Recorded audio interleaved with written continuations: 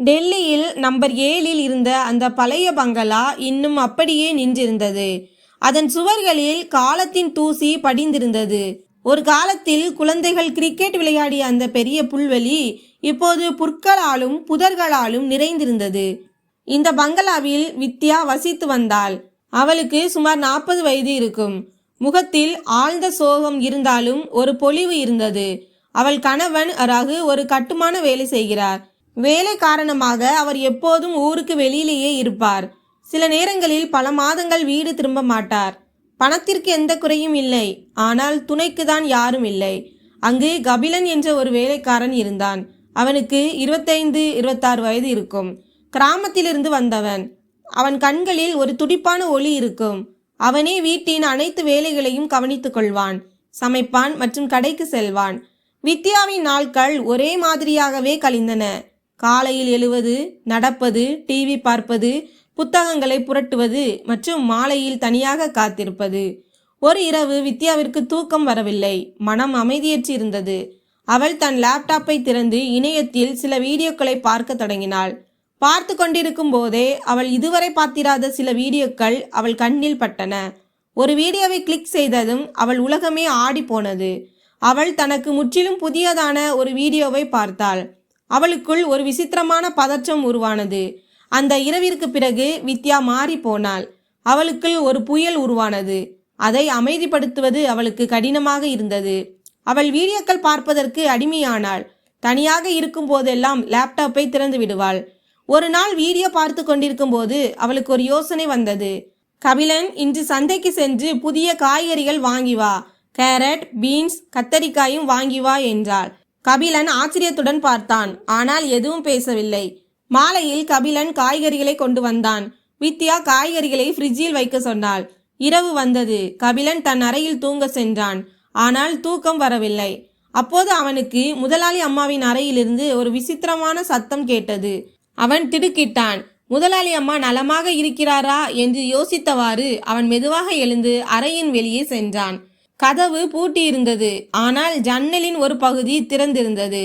அவன் உள்ளே எட்டி பார்த்தான். அப்போது அவன் இரத்தம் உறைந்து போனது. அவனது மூச்சு நின்றுவிட்டது. அவன் அங்கிருந்து சத்தமில்லாமல் தன் அறைக்கு சென்றான். அவன் படுத்து கொண்டான். அவனது இதய துடிப்பு வேகமாக இருந்தது. மூளையில் ஒரு புயலே வீசிக்கொண்டிருந்தது. மறுநாள் காலை உணவின் போது சூழல் சாதாரணமாக இருந்தது. கபிலன் தயக்கத்துடன் கேட்டான், அம்மா, நேற்று இரவு நீங்கள் நலமாக இருந்தீர்களா? எனக்கு ஏதோ சத்தம் கேட்டது என்றான். வித்யாவின் முகம் ஒரு கணம் வெளுத்து போனது. அவளுடைய கண்கள் கபிலனை சந்தித்தன. பிறகு உடனே பார்வையை திருப்பிக் கொண்டாள். கபிலன் தன்னை பார்த்துவிட்டான் என்பதை அவள் புரிந்து கொண்டாள். ஒன்றுமில்லை, ஒருவேளை நீ தவறாக கேட்டிருக்கலாம் என்று அவள் பதட்டமாக சொன்னாள். ஆனால் அவளது குரலில் ஒரு நடுக்கம் இருந்தது. அன்றிலிருந்து வித்யாவின் நடத்தை மாறியது. அவள் கபிலனிடம் முன்பை விட அதிகமாக பேசத் தொடங்கினாள். தன் கவலைகளையும் தனியாக வாழ்வது எவ்வளவு கடினம் என்பதையும் அவனிடம் பகிர்ந்தாள்.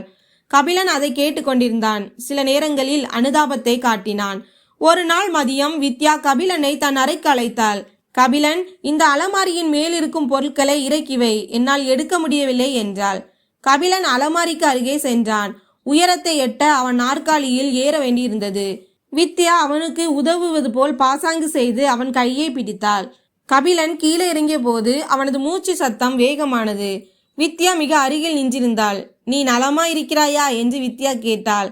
அவள் குரலில் ஒரு இனிமை கலந்திருந்தது. நலம் அம்மா என்று கபிலன் பதற்றத்துடன் கூறினான். வித்யா அவன் மேல் இருந்த தூசியை தட்டிவிட்டாள். உன் துணி அழுக்காகிவிட்டது, மாற்றிக்கொள் என்றாள். அன்றிலிருந்து வித்யா கபிலனிடம் சொன்னாள், இன்று நீ என்னுடன் சேர்ந்து தேநீர் குடிக்க வேண்டும். நான் தனியாக அமரும்போது வருத்தமாக இருக்கிறது என்றாள். கபிலனால் ஆம் என்றும் சொல்ல முடியவில்லை, இல்லை என்றும் சொல்ல முடியவில்லை. அவன் சோஃபாவின் ஒரு மூலையில் அமர்ந்தான். வித்யா 2 கப் தேநீர் தயாரித்தாள். டீ குடித்த பிறகு வித்யா கபிலனிடம், உனக்கு திருமணம் நிச்சயமாகிவிட்டதா என்று கேட்டாள். ஆம், ஆகிவிட்டது. அடுத்த ஆண்டு திருமணம் நடக்கும் என்று கபிலன் பதிலளித்தான். நீ எப்போதாவது ஒரு பெண்ணை காதலித்திருக்கிறாயா என்று வித்யா கண்களை கீழ் நோக்கி பார்த்து கேட்டாள். கபிலன் வெட்கத்தால் சிவந்து போனான். இல்லை அம்மா, ஒருபோதும் இல்லை. வித்யா சிரித்தாள். அப்படியானால் உனக்கு திருமணத்தை பற்றி எதுவும் தெரிந்திருக்காது. திருமணத்திற்கு பிறகு மனைவியை எப்படி காதலிப்பது என்று. கபிலன் மௌனமாக இருந்தான். வித்யா தனது தேநீர் கப்பை வைத்துவிட்டு அவன் அருகில் அமர்ந்தாள். பயப்படாதே, நீ முதலில் என்னை காதலி என்றாள். கபிலன் இதயம் வேகமாக துடித்தது. அவன் அப்படியே உறைந்து போய்விட்டான். கபிலன் முதலில் பயந்தான், வெட்கப்பட்டான். ஆனால் மெல்ல மெல்ல அவனுக்கு பழகிவிட்டது. வித்யாவின் கவனிப்பு, அவளுடைய அன்பு மற்றும் பணம், அவனுக்கு எல்லாமே புதியதாக இருந்தது. வித்யாவுக்கு தான் எதை தேடினாலோ அது கிடைத்து விட்டது போல தோன்றியது. தன் வாழ்க்கையில் இருந்த கவலை இப்போது இல்லை என்பதை வித்யா உணர்ந்தாள். கபிலன் அவளது கவலைக்கான மருந்தாக மாறினான். காலம் கடந்தது. கபிலனின் திருமணத்திற்கான நேரம் நெருங்கியது. ஒரு மாலை அவன் வித்யாவிடம் வந்தான். அம்மா, திருமண ஏற்பாடுகளுக்காக நான் கிராமத்திற்கு செல்ல வேண்டும் என்றான். வித்யாவின் முகம் வாடி போனது. இந்த நாள் வரும் என்று அவளுக்கு தெரியும். ஆனால் இவ்வளவு சீக்கிரம் வரும் என்று அவள் நினைக்கவில்லை. எத்தனை நாட்களுக்கு என்று வித்யா கேட்டாள். சுமார் 1 மாதம் என்றான் கபிலன். வித்யா ஒரு மொய்க்கவரை எடுத்தாள். இதை வைத்துக்கொள், உன் மனைவிக்காக ஏதாவது வாங்கிக்கொள். அப்புறம் நினைவிருக்கட்டும், இந்த வீட்டின் கதவு உனக்காக எப்போதும் திறந்தே இருக்கும் என்றாள். கபிலன் அந்த மொய்க்கவரை வாங்கினான். அதில் 50,000 ரூபாய் இருந்தது. அவன் கண்கள் கலங்கின. நன்றி அம்மா, நான் திரும்பி வருவேன் என்று சொல்லிவிட்டு கபிலன் சென்று விட்டான். வித்யா மீண்டும் தனியாக விடப்பட்டாள். ஆனால் இந்த முறை தனிமை இன்னும் பாரமாக தெரிந்தது. அவள் கணவன் ரகு எப்போதாவது ஒரு முறை போன் செய்வார், அவ்வளவுதான். வீட்டின் 4 சுவர்களும் அவளுக்கு சிறைச்சாலையாக தெரிந்தன. திருமணத்திற்கு பிறகு கபிலன் ஒரு முறை போன் செய்தான். அவன் குரலில் மகிழ்ச்சி இருந்தது. அம்மா, எனக்கு திருமணமாகிவிட்டது. என் மனைவியின் பெயர் கீதா என்றான். வித்யா வாழ்த்து கூறினாள். ஆனால் அவளது இதயம் உடைந்து போனது. கபிலன் இனி ஒருபோதும் திரும்பி வரமாட்டான் என்று அவளுக்கு தோன்றியது. மாதங்கள் கடந்தன. கபிலனிடமிருந்து எந்த செய்தியும் இல்லை. வித்யா போன் செய்தபோது ஸ்விட்ச் ஆஃப் என்று வந்தது. அவள் உடைந்து போனாள். அவளது அன்றாட வாழ்க்கை இன்னும் சோகமானது. அவள் கபிலனின் நினைவுகளிலேயே பல மணி நேரம் அமர்ந்திருப்பாள். ஒரு நாள் திடீரென்று கதவு தட்டும் சத்தம் கேட்டது. வித்யா கதவை திறந்தாள். முன்னால் கபிலன் நின்றிருந்தான். சற்றே மாறி போயிருந்தான். சோர்வாக தெரிந்தான். கபிலன், நீ வந்து விட்டாயா? வித்யாவின் குரலில் நிம்மதியும் மகிழ்ச்சியும் இருந்தது. ஆமாம் அம்மா, என்னை மன்னித்து விடுங்கள். கிராமத்தில் நிறைய வேலை இருந்தது. என் போனும் திருடு போய்விட்டது என்றான் கபிலன். வித்யா அவனை உள்ளே வர அனுமதித்தாள். கபிலன் திரும்பி வந்து விட்டான். ஆனால் இப்போது அவன் நிறைய மாறியிருந்தான். அவன் முன்பை போல பேசுவதில்லை. சில நேரங்களில் மௌனமாக அமர்ந்திருப்பான். வித்யா கேட்டாள், எல்லாம் நலம்தானே? உன் மனைவி எப்படி இருக்கிறாள் என்று கேட்டாள். கபிலன் பெருமூச்சு விட்டான். கீதா நலமாக இருக்கிறாள். ஆனால் அம்மா, எனக்கு பணம் தேவை அதிகமாக இருக்கிறது. தந்தையின் உடல்நிலை சரியில்லை. சிகிச்சை அளிக்க வேண்டும் என்றான். வித்யா அவனுக்கு மேலும் பணம் கொடுத்தாள். ஆனால் இப்போது கபிலனின் தேவைகள் அதிகரித்தன.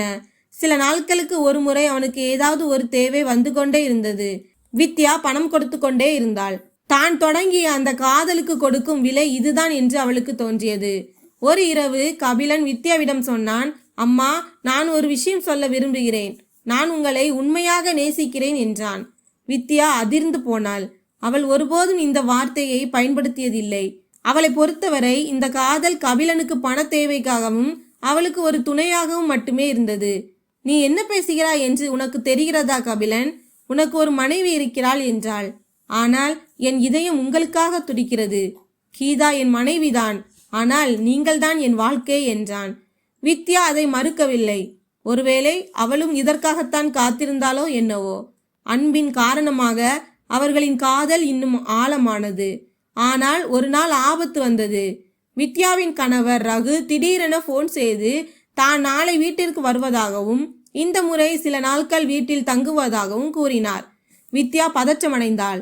கபிலனை உடனே வீட்டிலிருந்து அகற்ற வேண்டியிருந்தது. அவள் கபிலனிடம் ஒரு ஹோட்டலில் தங்குவதற்கு பணம் கொடுத்தாள். கபிலன் கோபமடைந்தான். நான் எப்போதும் இப்படியே ஒளிந்து கொண்டிருக்க வேண்டுமா? உங்கள் கணவர் வரும்போது நான் காணாமல் போய்விட வேண்டுமா என்றான். இதுதான் நம் உண்மை நிலை கபிலன். இதை நீ முன்னே புரிந்து கொண்டிருக்க வேண்டும் என்று வித்யா கசப்பான குரலில் கூறினாள். கபிலன் சென்று விட்டான். ரகு வீட்டிற்கு வந்தார்.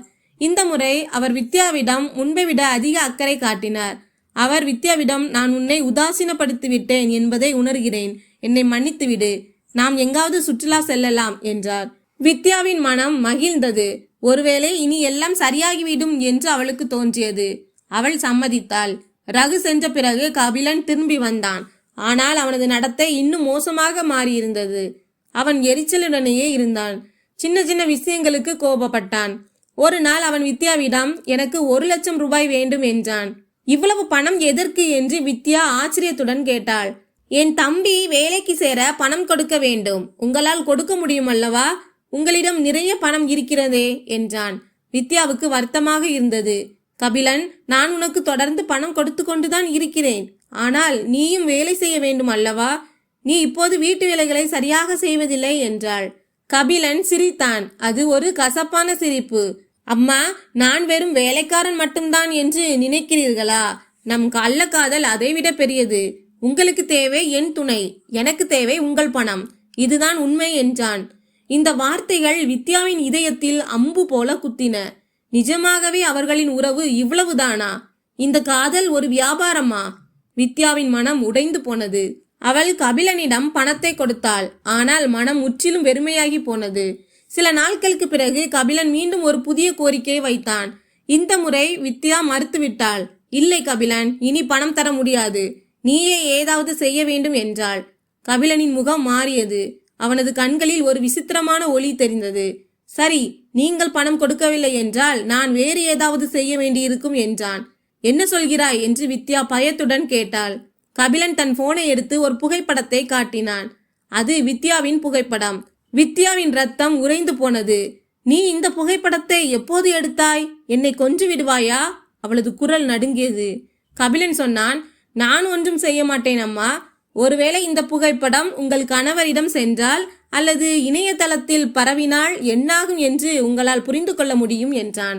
கபிலனின் குரலில் ஒருவிதமான கொடூரம் இருந்தது. அதை வித்யா இதற்கு முன் பார்த்ததே இல்லை. இது பிளாக்மெயில் என்பதை வித்யா புரிந்து கொண்டாள். யாரை தனது சொந்த ஆளாக நினைத்தாலோ, யாரை நம்பினாலோ அவனே இன்று ஒரு பயங்கரமான உண்மையாக அவள் முன்னால் நின்றிருந்தான். அவள் கண்களில் கண்ணீர் வந்தது. அதே சமயம் கோபமும் கொந்தளித்தது. உனக்கு எவ்வளவு தைரியம் என்றாள். ஏழைகளுக்கு தைரியம் அதிகம் அம்மா. மனிதனுக்கு முன்னால் எந்த வழியும் இல்லாத போது அவன் இப்படிதான் வழிகளை உருவாக்குவான். இப்போது முடிவு செய்யுங்கள். பணம் தருகிறீர்களா அல்லது? வித்யா ஒரு பெருமூச்சு விட்டாள். பயம் விலகி உண்மை அவள் கண்ணுக்கு தெரிந்தது. அவள் திடீரென்று மிக அமைதியாக யோசித்தாள். சரி, நான் உனக்கு பணம் தருகிறேன். ஆனால் ஒரு நிபந்தனை. நீ என் முன்னாலேயே உன் போனில் இருக்கும் அனைத்து புகைப்படங்களையும் வீடியோக்களையும் அழிக்க வேண்டும். அதன் பிறகு உனக்கு 2,00,000 ரூபாய் தருகிறேன். ஆனால் இதற்கு பிறகு நீ இந்த ஊரை விட்டு வெளியேற வேண்டும். மீண்டும் திரும்பி பார்க்க கூடாது. நீ என்னை பின்தொடர்ந்தால் நான் எல்லாவற்றையும் போலீசிடமும் என் கணவரிடமும் சொல்லிவிடுவேன். என்னிடமும் உனக்கு எதிரான சில ஆதாரங்கள் உள்ளன என்றாள். இப்போது கபிலன் அதிர்ச்சி அடைந்தான். வித்யா பயப்படுவாள் அல்லது அழுவாள், பணம் தருவாள் என்று அவன் நினைத்திருந்தான். ஆனால் அவளது இந்த தன்னம்பிக்கை அவனது எதிர்பார்ப்பிற்கு அப்பாற்பட்டதாக இருந்தது. என்ன ஆதாரம் என்று கபிலன் கேட்டான். வித்யா சொன்னால், நீ அனுப்பிய செய்திகள் மற்றும் நீ பணம் கேட்டு மிரட்டியதற்கான பதிவுகள். நான் முட்டாள் அல்ல கபிலன், நானும் தயாராகத்தான் இருந்தேன். வித்யா பொய் சொன்னாள். ஆனால் அவள் குரலில் இருந்த உறுதி கபிலனை நம்ப வைத்தது. அவன் தோல்வியை ஒப்புக்கொண்டான். போனில் இருந்த அனைத்து படங்களையும் அழித்தான். வித்யா ஒரு காசோலையை எழுதி கொடுத்தாள். இப்போது போ. என் அமைதியை கெடுக்க நினைத்தால் நான் சும்மா இருக்க மாட்டேன் என்பதை நினைவில் வைத்துக்கொள் என்றாள். கபிலன் அந்த செக்கை வாங்கினான். வித்யாவை ஒருமுறை பார்த்தான். அவனது கண்களில் வெட்கம், வருத்தம் மற்றும் ஒரு வெறுமை இருந்தது. அவன் எதுவும் பேசாமல் சென்று விட்டான். கதவு மூடப்பட்டது. வித்யா சுவரில் சாய்ந்து கொண்டு கதறி அழத் தொடங்கினாள். அவள் கபிலனின் துரோகத்திற்காக மட்டுமளவில்லை, மாறாக தனது முட்டாள்தனத்திற்காக, தனிமையின் காரணமாக தான் செய்த தவறுகளுக்காக அழுதாள். பல நாட்கள் அவள் சோகமாக இருந்தாள். பிறகு மெல்ல மெல்ல தன்னை தேற்றிக் கொண்டாள். அவள் ரகுவிடம் பேசினாள். முழு உண்மையையும் சொல்லவில்லை என்றாலும் தான் மிகவும் தனியாகவும் சோகமாகவும் இருப்பதாகவும் இருவரும் சேர்ந்து சிறிது காலம் செலவிட வேண்டும் என்றும் கூறினாள். ரகு சம்மதித்தார். வேலைகளை குறைத்துக் கொள்வதாக உறுதியளித்தார். வித்யா ஒரு ஓவிய வகுப்பில் சேர்ந்தாள். அங்கு அவர்களுக்கு புதிய நண்பர்கள் கிடைத்தார்கள்.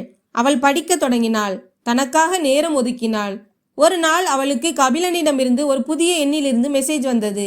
அதில் எழுதப்பட்டிருந்தது, அம்மா, நீங்கள் கொடுத்த பணத்தை கொண்டு என் கிராமத்தில் ஒரு சிறிய கடை திறக்கப் போகிறேன். நான் செய்த காரியத்திற்காக வெட்கப்படுகிறேன். என்னை மன்னித்து விடுங்கள். இறைவன் உங்களை மகிழ்ச்சியாக வைத்திருக்கட்டும் என்றான். வித்யா அந்த செய்தியை படித்துவிட்டு புன்னகைத்தாள். அது ஒரு சோகம் கலந்த புன்னகை. அவள் பதில் அளிக்கவில்லை. அந்த எண்ணை தடுத்தாள். கடந்த கால வாழ்க்கை முடிந்துவிட்டது. அவள் பால்கனியில் நின்று கொண்டு சூரியன் மறைவதை பார்த்து கொண்டிருந்தாள். மறையும் சூரியன் அவளுக்கு கபிலனின் நினைவை தந்தது. ஆனால் இப்போது வலி குறைவாகவும் பாடம் அதிகமாகவும் இருந்தது. அவள் உள்ளே வந்து ரகுக்கு போன் செய்தாள். ஹலோ ரகு, நாளை மாலை நாம் வெளியே சாப்பிட போலாம் என்றாள். நிச்சயமாக, நான் முன்பதிவு செய்கிறேன் என்றார் ரகு.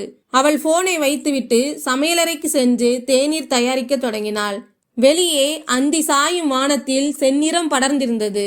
முதல் நட்சத்திரம் மினுங்க தொடங்கியது. வித்யா தேநீர் சூடாவதை பார்த்தாள். அது பழைய நினைவுகளைப் போல இருந்தது. சூடாக இருக்கும், ஆனால் காற்றில் கலந்து மறைந்துவிடும். அவள் தன் முகத்தில் ஒரு புன்னகையை ஏந்தி கொண்டாள். இனி வரும் பாதை நீண்டது. ஆனால் இப்போது அவள் தனியாக இல்லை. அவளே கண்டடைந்து விட்டாள். நண்பர்களே, இந்த கதை ஒரு பெண் தனது தனிமையை எவ்வாறு தவறாக கையாண்டாள் என்பதும் பின்னர் அதிலிருந்து எப்படி மீண்டு வந்தாள் என்பதையும் மிக அழகாக விளக்குகிறது. வீட்டில் தனியாக இருக்கும் பெண்கள் மற்ற ஆண்களை நம்பாமல் உங்கள் கவலைகளை உங்கள் கணவரிடம் மட்டுமே பகிர்ந்து கொள்ள வேண்டும் என்பதை சொல்கிறது இந்த கதை. இக்கதை முற்றிலும் கற்பனையானது. இதன் நோக்கம் சமூக விழிப்புணர்வை ஏற்படுத்துவது மட்டுமே. இந்த கதை உங்களுக்கு பிடித்திருந்தால் லைக் செய்யவும், எங்களது சேனலை சப்ஸ்கிரைப் செய்யவும். நன்றி.